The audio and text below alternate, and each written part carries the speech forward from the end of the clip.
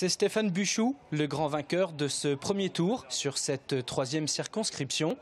Avec 39,13%, le représentant départemental de La République En Marche devance de loin les autres candidats. C'est un véritable camouflet pour les partis politiques traditionnels. On l'avait déjà eu au soir du 7 mai avec l'élection d'Emmanuel Macron et on l'a une deuxième fois avec ce premier tour des législatives. Mais pas de triomphalisme, il y a un deuxième tour la semaine prochaine et il faut confirmer ce bon résultat du premier tour.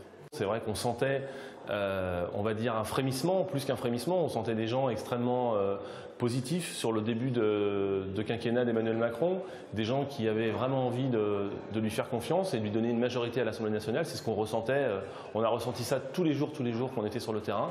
Et donc aujourd'hui, on en a la traduction dans les urnes. Il affrontera Florence Pinault, candidate Les Républicains. Avec son score de 15,07%, la maire d'Olonne-sur-Mer pense qu'il est possible de barrer la route de Stéphane Buchou pour le second tour. Il ne faut pas que les gens se fassent leurrer par ce mouvement. J'espère que tous nos concitoyens vont revenir dans cette réalité de la droite et du centre.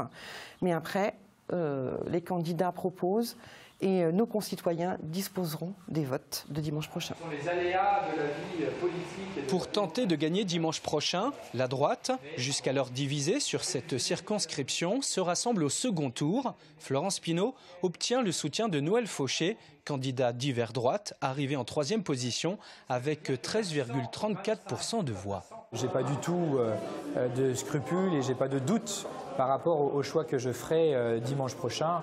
J'appartiens à une famille politique. Il y a des candidats de ma famille politique qui sont au deuxième tour. Pour moi, la ligne de conduite est très claire. Dans cette troisième circonscription, le Front National s'affiche avec près de 12%.